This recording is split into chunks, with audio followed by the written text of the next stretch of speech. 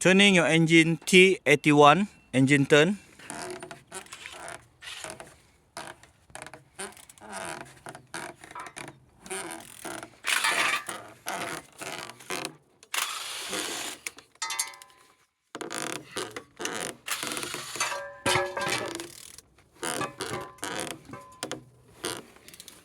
The engine is turning good. Compressor here is good, no damage, no broken. All the sockets in good condition.